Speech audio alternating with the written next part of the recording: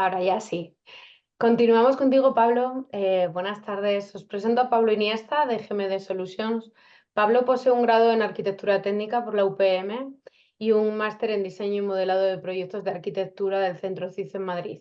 Es experto en Revit en todas sus disciplinas y en entornos colaborativos BIM, desarrollando modelos, como os digo, de todas las disciplinas para fases de proyectos dentro de entornos colaborativos. Actualmente es socio y director técnico y comercial en Ewer Ingeniería Láser, donde dirige el departamento BIM, realizando dentro de este departamento tareas que van desde la elaboración de ofertas hasta la coordinación de equipos.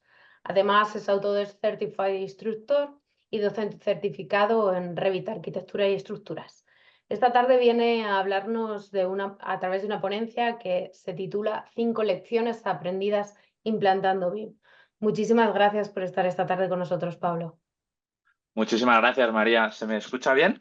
Se te oye perfectamente. Me voy a quedar Bueno, hasta que compartas pantalla y volveré a aparecer ahí cuarto, si no has acabado antes, para dar paso a las preguntas, ¿vale? Comparto. perfecto. A ver, Perfecto. Amplía. ahí estamos, ¿no? Tienes que cambiar la presentación. Estoy viendo la que está fraccionada en 3. Tienes arriba un botón. Efectivamente. Si le das ahí, Problemas del desplegando. directo. No pasa nada, no te preocupes. Para eso me quedo. A ver, Ahí, genial. Y ahí entonces, estamos. perfecto, ya estamos. Te veo luego. Gracias. Vale, genial, gracias. Bueno, pues muchísimas gracias, María, y muchísimas gracias a Rafael y a Editeca por invitarme a este evento, que es el evento más importante de habla hispana dentro del mundo BIM, y es un verdadero honor. Eh, Bueno, como ha dicho María, actualmente trabajo en GMD Solutions, soy el director del departamento BIM. También soy socio y director técnico en Ewer y desde hace mucho tiempo consultor BIM en Editeca, desarrollando múltiples implantaciones a diversos estudios de arquitectura, ingenierías, constructoras, promotoras, y eso es lo que me ha permitido dar este enfoque a esta presentación. Al final, experiencia en muchos años y diversos enfoques dentro del mundo BIM. Bueno, ha sido increíble todas las presentaciones que hemos escuchado hasta ahora. La verdad que he aprendido muchísimo a lo largo del día de hoy.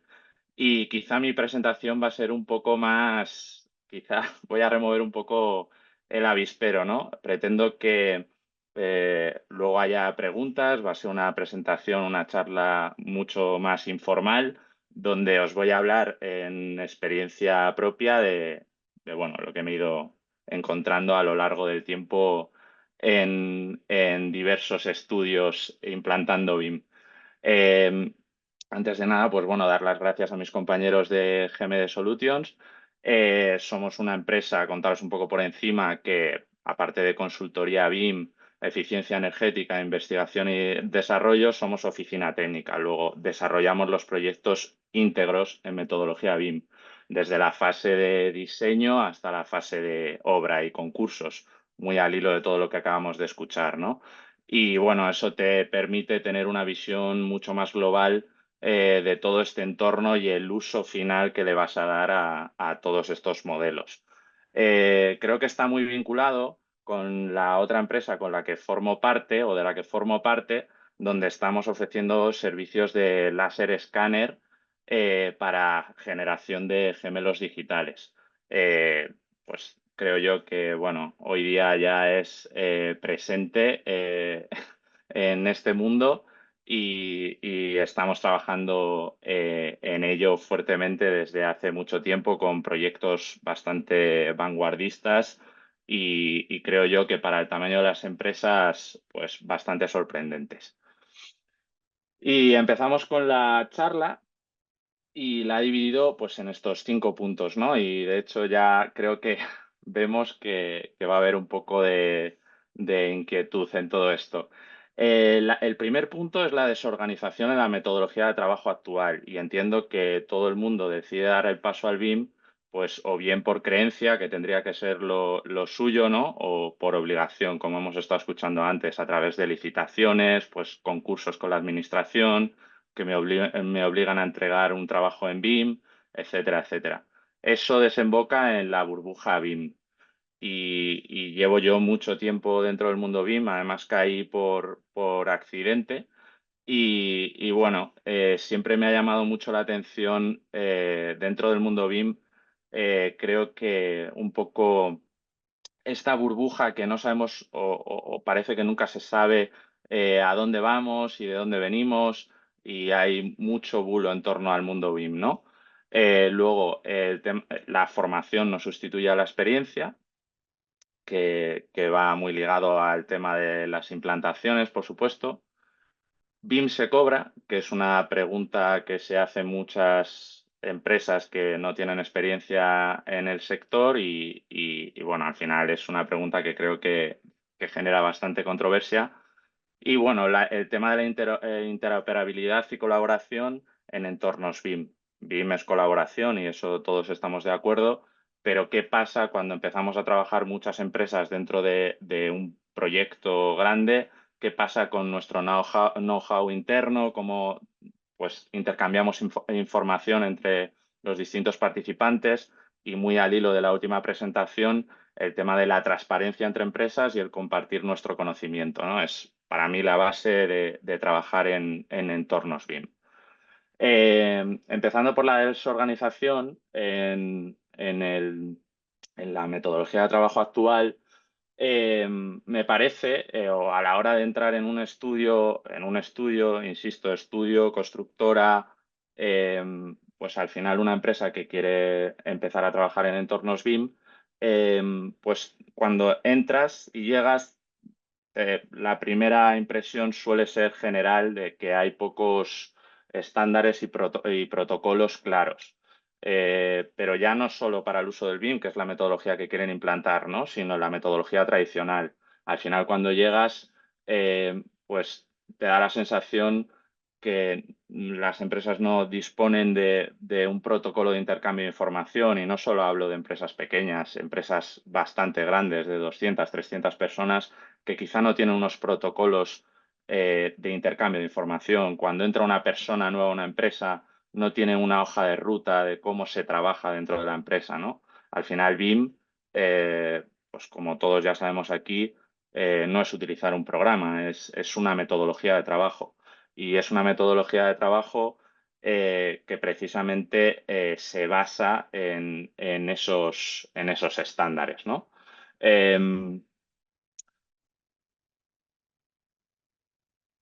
Entonces, encontramos, o cuando llegamos al mundo BIM, encontramos pues muchísimos estándares. Además, pues además quizá cuando estás completamente fuera del entorno BIM es incluso hasta abrumador, ¿no? Y al final necesitas un poco, pues una guía, una ayuda, y para eso estamos siempre en Editeca, pues para ayudar a entrar dentro de este mundo de la mejor manera posible, porque también siempre digo lo mismo, cuando estás entrando en una empresa, no se nos puede olvidar que esa empresa ya está funcionando, ya encuentra una rentabilidad a sus proyectos, que por una cosa u otra está entrando dentro del mundo BIM y quiere cambiar sus procesos, pero es una empresa que ya encuentra una rentabilidad a sus proyectos y tenemos que, pues, de alguna manera adaptarnos a su saber hacer, ¿no? Y bueno, siguiendo hablando de estos, de esta necesidad de estandarización, pues al final pues tenemos que empaparnos de todos los estándares que son de aplicación, y hacer un poco un aterrizaje, ¿no? a este mundo BIM, pues centrado ya en nuestra empresa. Em, Haciendo alusión también a lo que os comentaba de las nubes de puntos que hemos hablado antes, hay que analizar el tipo de procesos que seguía la empresa, ¿no? Y ver en qué puntos pues podemos mejorar. Y yo siempre pongo el ejemplo de un pequeño estudio de arquitectura donde pues, a lo mejor se dedica a hacer locales o implantaciones en locales. y comparar un poco la metodología tradicional con el láser escáner, ¿no? O con la nube de puntos.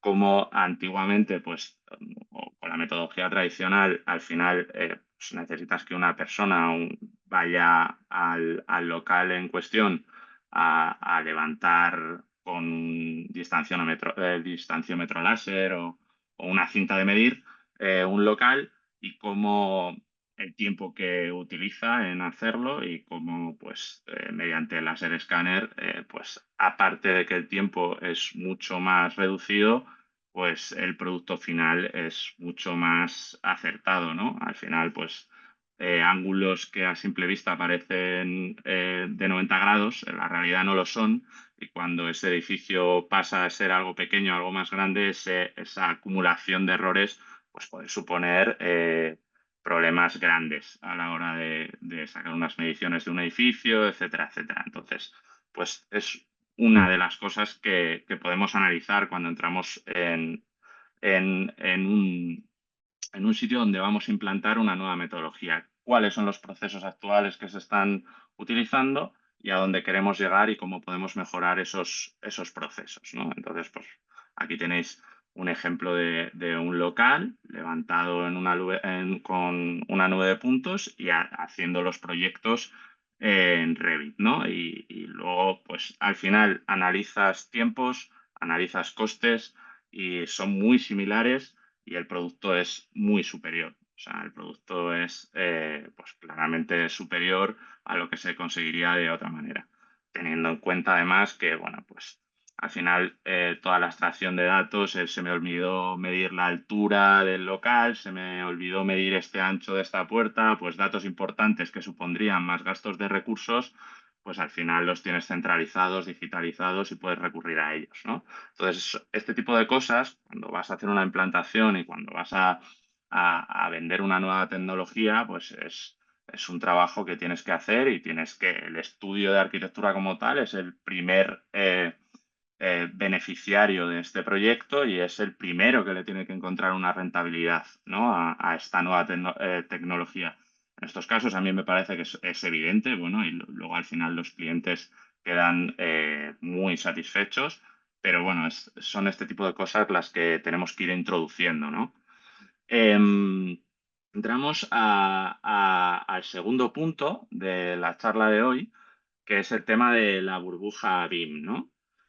Y yo resumo siempre el tema de la burbuja BIM como siempre, pues cuando pues una empresa da el salto a interesarse por implementar la metodología BIM dentro de sus procesos, me parece que los objetivos siempre son muy optimistas y nada realistas con el día a día de la organización. Al final tenemos que entender igual que son organizaciones que están trabajando, o sea, son empresas que están trabajando, que tienen proyectos, que tienen plazos de entrega, que generalmente, y en este sector, por desgracia, no tenemos mucho tiempo para hacer los trabajos, ¿no? Entonces, por un lado, se tiene un objetivo muy, muy, muy grande con la implantación y no se tiene o generalmente no se tiene en cuenta la repercusión que eso va a tener en el día a día de la empresa, ¿no? Em, por esto que digo, ¿no? La dedicación de la organización no suele ser acorde a las expectativas que tienen.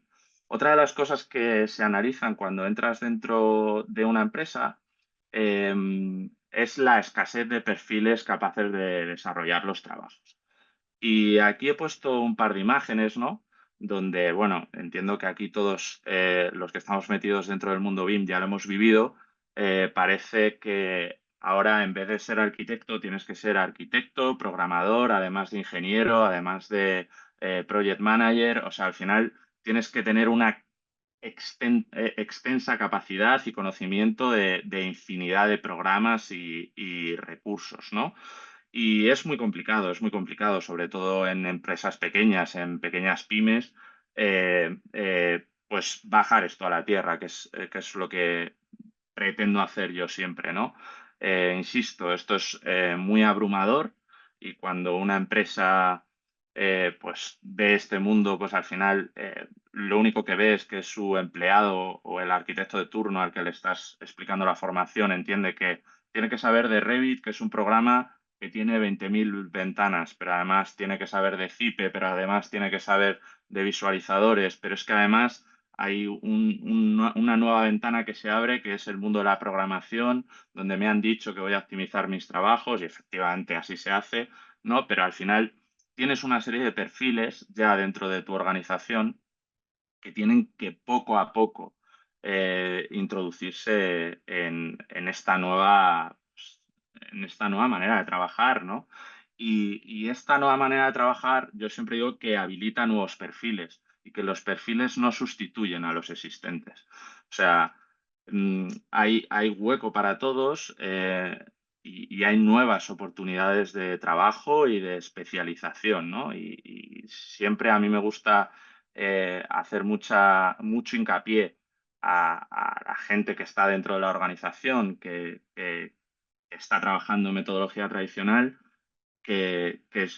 dan mucho valor a la organización y que al final su trabajo y su experiencia no se sustituye, que el éxito de esta nueva metodología es meter a todas las personas al carro y que cada uno, con sus capacidades y con sus virtudes, dé su mejor versión dentro de esta nueva metodología que, insisto y volvemos a repetir, es colaborativa, ¿no? Donde todos pues formamos parte, ¿no? Y ahí me gusta también siempre resaltar el punto este de si BIM es tan complicado, ¿no?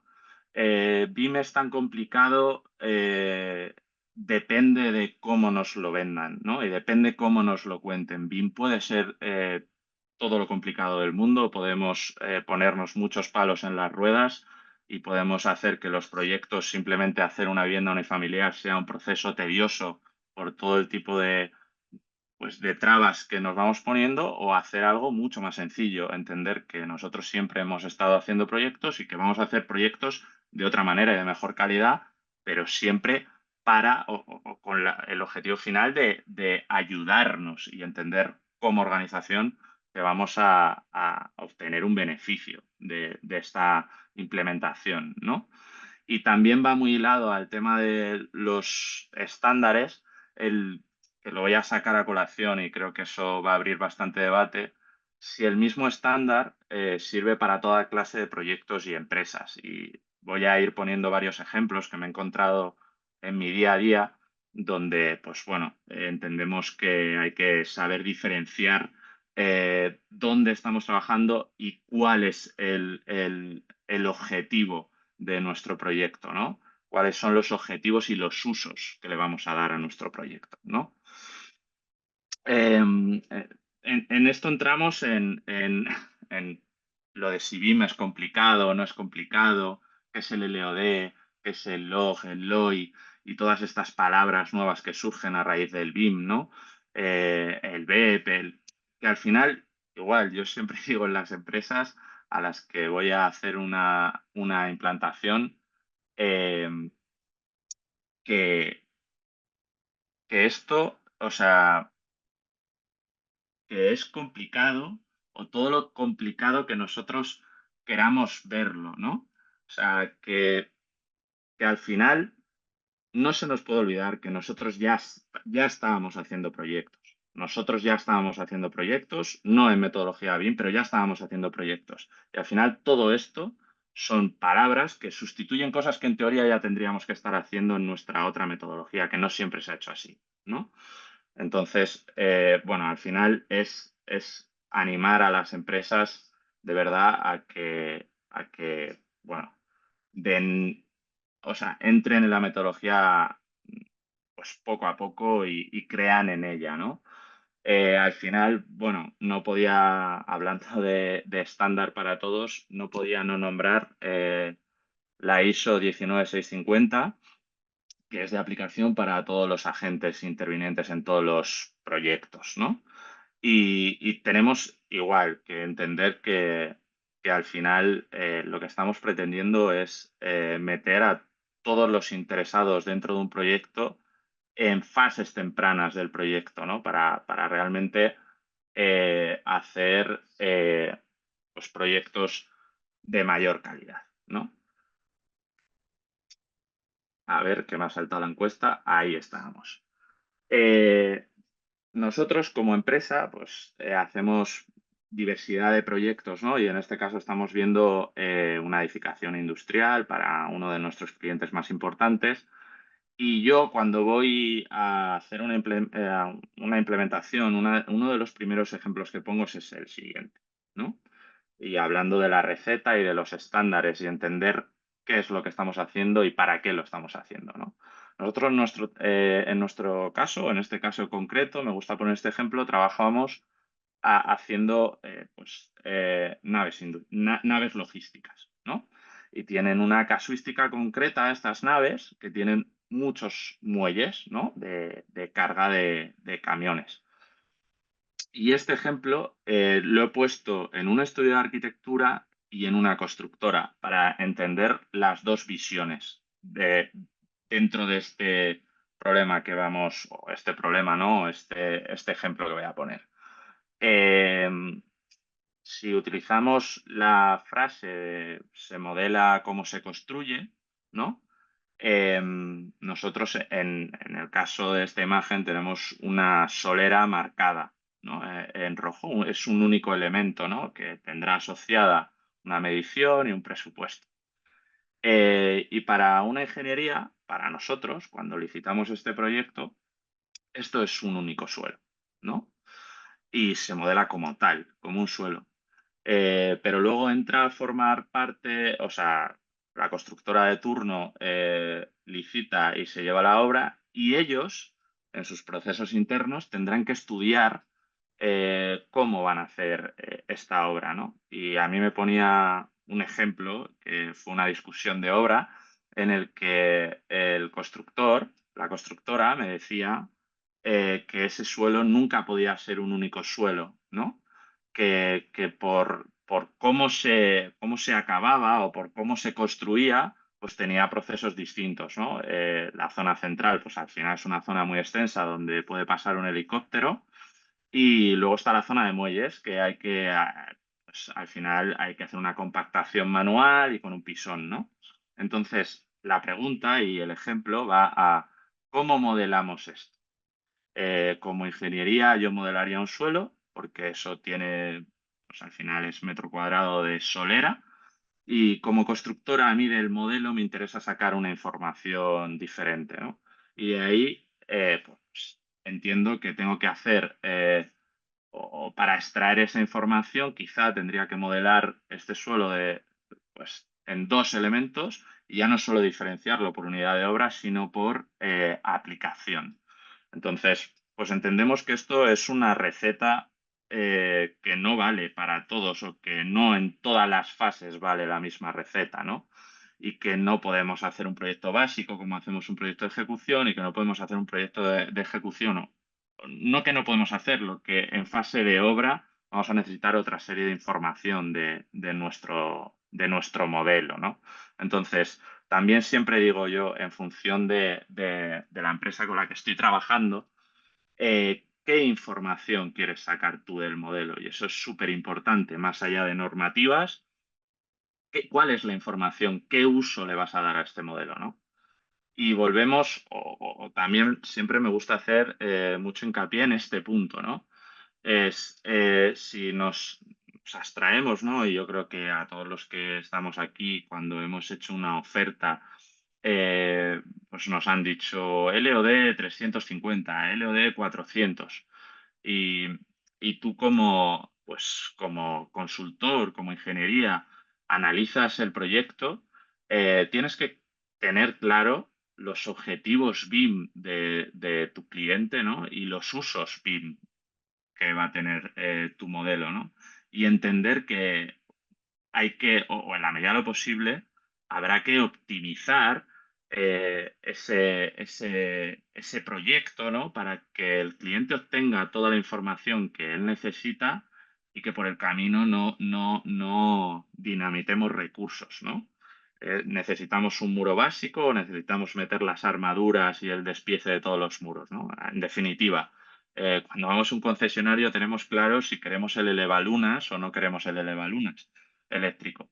Y en el caso de los modelos BIM, pues, o con la metodología BIM y con estas nuevas nomenclaturas, yo creo que es trabajo y misión de las empresas que forman parte, pues un poco allanar el vocabulario y simplificar un poco toda esta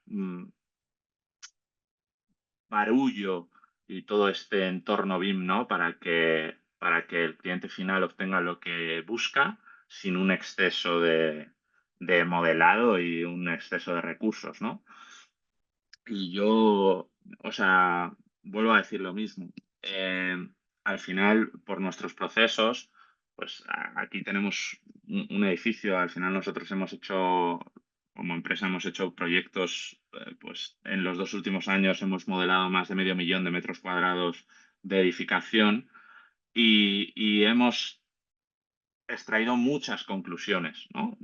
Pues trabajando en el día a día, cómo tenemos que modelar y sobre todo cómo tenemos que optimizar esos modelos. Lógicamente, todo esto que estoy diciendo tiene que ir reflejado en el web de turno y tiene que estar todo el mundo en consonancia y al tanto, ¿no? Pero al final, como profesionales, tenemos que hacer que esta nueva metodología no sea un palo en la rueda, sino que sea una ayuda para todos. Y de verdad que lo es. Si sabemos aplicarla, de verdad que lo es.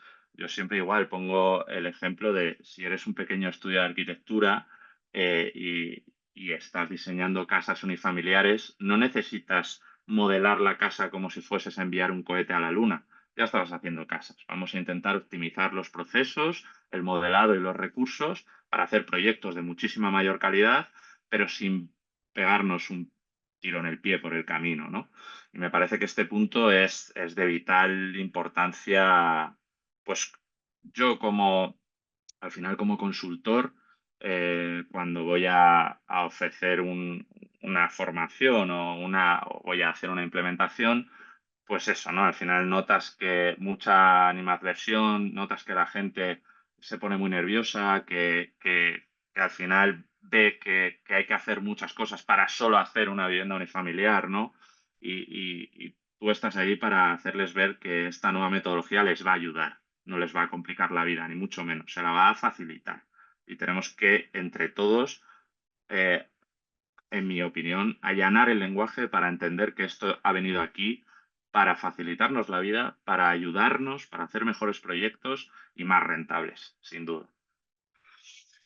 Y enlazamos el punto, creo yo, pues de los más polémicos, ¿no? La formación no sustituye a la experiencia.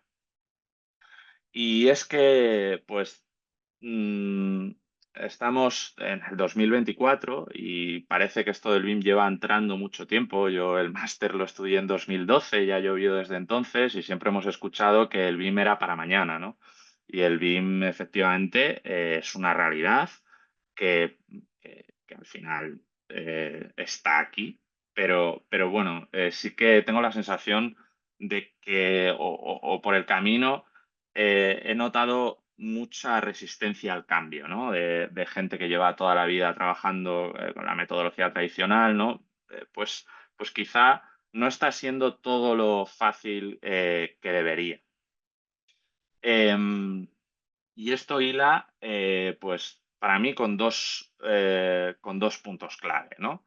Me parece que, o sea, en el primer punto, creo que los líderes de las empresas están muy desligados del mundo BIM, ¿no? Al final, no nos engañemos, el cambiar la forma de trabajar de una empresa no es fácil.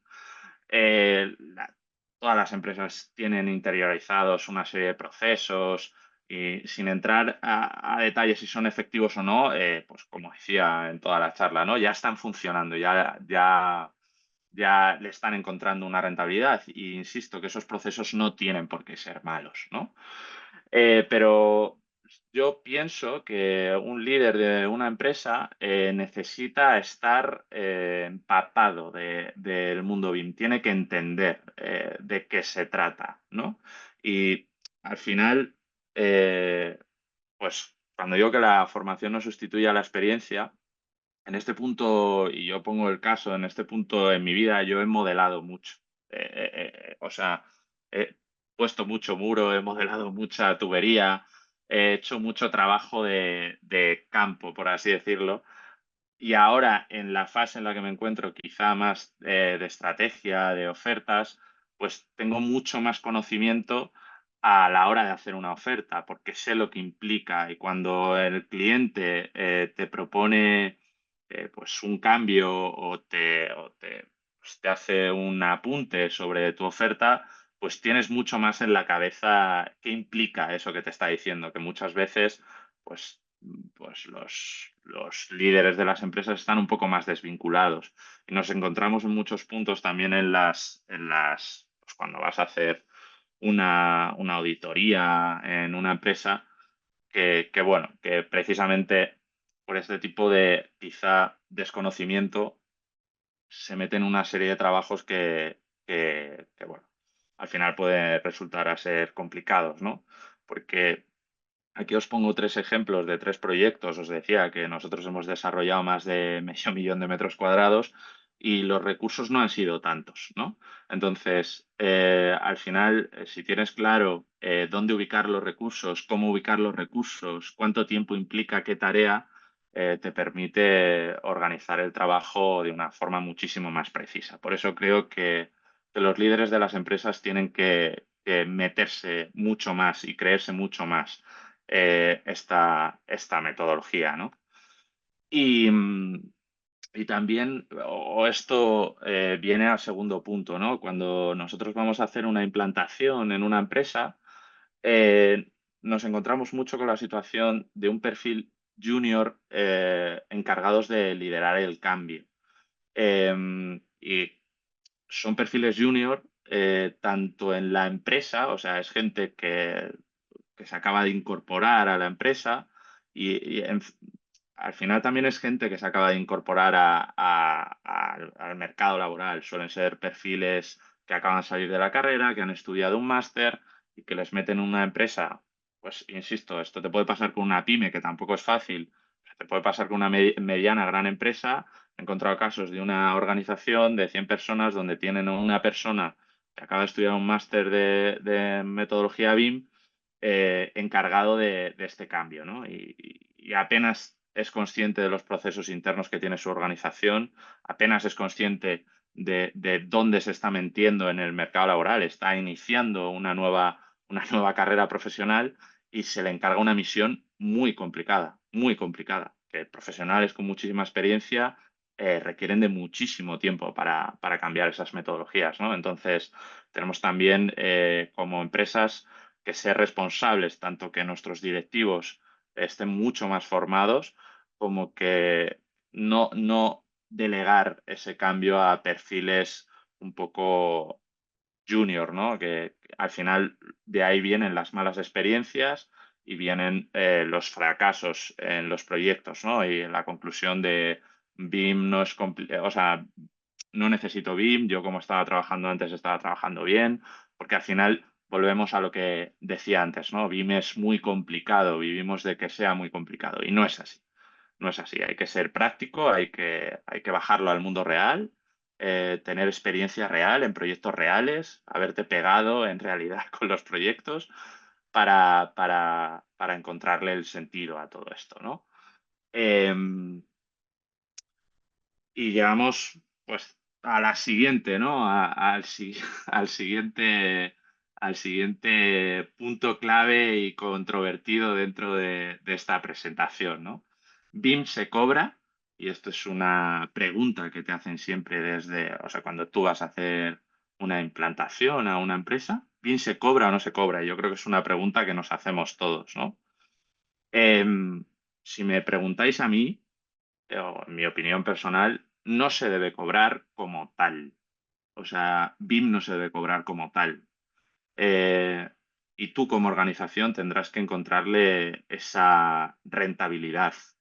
A mi modo de ver, BIM es un producto de mayor calidad, ¿no? El proyecto que hagas en metodología BIM va a ser un proyecto de mayor calidad y tiene un valor diferenciador con respecto al resto de proyectos. Lo decían en anteriores conferencias mis compañeros.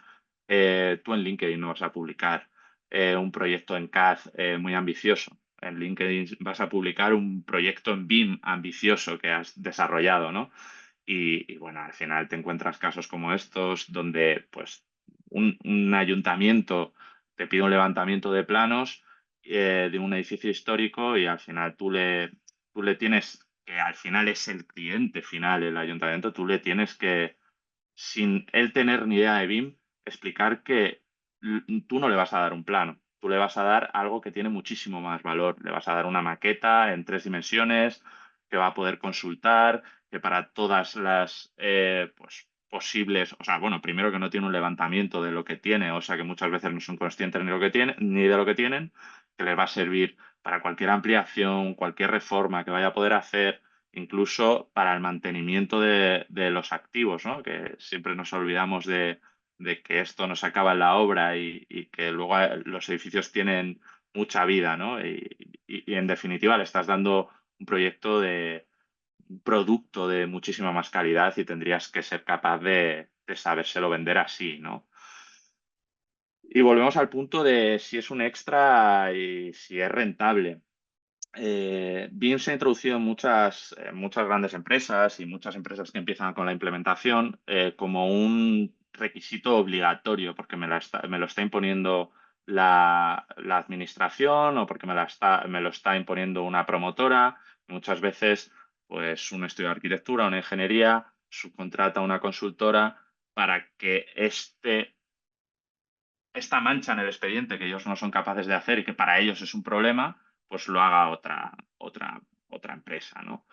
Y siempre pasa que en el proceso entienden, o sea, cuando de verdad ven cómo se hace el proyecto y ven toda la información que se puede extraer de esos proyectos, pues siempre pasa que al final tienen que acabar pues aceptando que no está aquí, o sea, que no es una mancha, que no es un check más en una lista, que es algo que de verdad ha venido para aportar valor y ha venido para hacer proyectos de mayor calidad. En nuestro caso, pues igual, con el tema de las nubes de puntos, pues al final un cliente final te pide un levantamiento de planos y el producto final que le estás dando es increíble y muchas veces hay que ponerles, o sea, explicarles muy desde el principio qué es lo que van a obtener y explicarles los límites y ponerles los límites, porque es otra de las cosas en las que hay que ser bastante preciso al principio. Al final,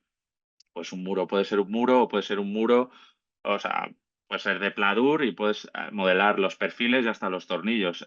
Es infinito y tú tienes que ponerles, pues decirles qué extras del coche son los que necesitan para que el presupuesto sea acorde a lo que ellos estaban buscando, ¿no?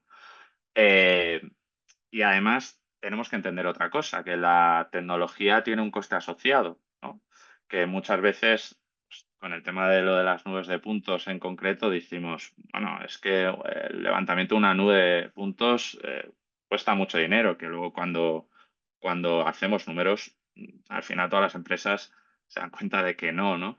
Em, pero quizá nos cuesta menos o pensamos que nos cuesta menos llevar a 3 personas a hacer un levantamiento 4 días con un distanciómetro láser y a levantar o intentar levantar unos planos y lo comparamos con esto, ¿no? Con este producto final y decimos, bueno, es que a lo mejor comprar o alquilar un escáner láser cuesta mucho dinero, ¿no? Pero al final yo siempre digo que tenemos que, pues bueno, poner los números encima de la mesa y valorar, valorar todos los puntos y entender que efectivamente eh, si tenemos que cobrarlo o no y demás, ¿no? Y muy hilado a lo que os estaba diciendo es si el cliente final debe conocer BIM o no debe conocer BIM. ¿no? El cliente final como tal, ya no hablo una gran promotora, no, hablo del usuario final. O sea, eh, en mi familia nos hemos encontrado el caso, y esto es otro ejemplo que pongo, pues para entender un poco quizá el camino que están siguiendo algunas empresas, ¿no? Se compró una vivienda, ¿no? Un piso, cliente final, que no está dentro del mundo de la arquitectura y la ingeniería, y dentro del proceso de personalización de la vivienda, la empresa de turno pasó una serie de conceptos, y uno de los conceptos era actualización del modelo BIM, ¿no? Y ese concepto llegaba al cliente final, y necesitamos estar hablando de BIM, BIM, BIM hasta el cliente final. Es necesario. El cliente final va a encontrar el producto de mayor calidad, y yo creo que ahí tenemos también que poner un poco los límites, ¿no? Y por último, la interoperabilidad y la colaboración dentro del mundo BIM, que para mí me parece que son básicas. Pero cuando estamos o cuando vamos a hacer una implementación a una empresa, nos encontramos muchas veces con que las empresas son muy celosas de sus conocimientos y de sus procesos internos, ¿no? Y al final, cuando trabajas en BIM, en un entorno colaborativo, eh, tienes que asumir que, que precisamente es colaborativo, ¿no? Que tienes que compartir tus conocimientos con el resto de integrantes del proyecto, ¿no? Y esa parte suele ser otra parte, pues un poco especial, ¿no? Y no todas las empresas pues comulgan con estas ideas. A mí, o sea, en lo personal me parece sorprendente, pero es una situación que se da, y se da muy a menudo, ¿no? El cómo compartimos nuestros proyectos, ¿no? Y nos hacemos la pregunta de si al final estamos haciendo la guerra por nuestra cuenta, ¿no? Por, cada uno por separado. Y si tiene sentido BIM si no se colabora.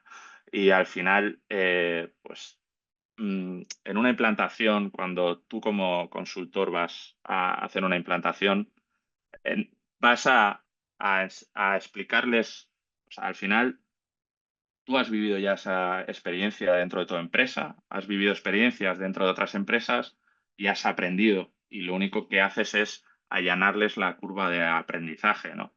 Y hay muchos procesos, siempre ponemos el ejemplo, ¿no? De las bibliotecas de CAD, que todas las empresas tienen interiorizadas, que ya tienen sus recursos en CAD, y cuando trabajan en Revit, por ejemplo, pues toda esa serie de recursos lo tienen que generar. Y al final, a mí también me queda mucho la sensación de que de que cada uno está haciendo muchas veces, o en muchos casos, cada uno está haciendo la guerra por separado, ¿no? Y cuando hay bancos de recursos que podemos utilizar todos, que al final eso implicaría que, volviendo, hilando con el tema de los estándares, pues que todos los proyectos estuviesen confeccionados de una misma manera, que todos entendamos un proyecto de la misma forma. En definitiva, tenemos que entender que es colaboración, y tenemos que aprender a que tenemos que colaborar con todas las empresas integrantes dentro de ese proceso. Si no se colabora, BIM no tiene ningún sentido. Y bueno, ya he acabado, creo que Estupendísimo, Pablo. Muchísimas gracias. nada, nada. Enhorabuena. Em, Me parece que has compactado muy bien estas 5 lecciones aprendidas. Has hecho un grandísimo repositorio, un poco hilando lo que estabas comentando ahora. Creo que muchos de los oyentes de esta tarde se han sentido identificados, y bueno, en mi caso me he sentido muy identificada con cosas que has comentado. Tengo un montón de preguntas. Voy a pasar a hacerte, y así damos respuesta a los participantes, ¿vale?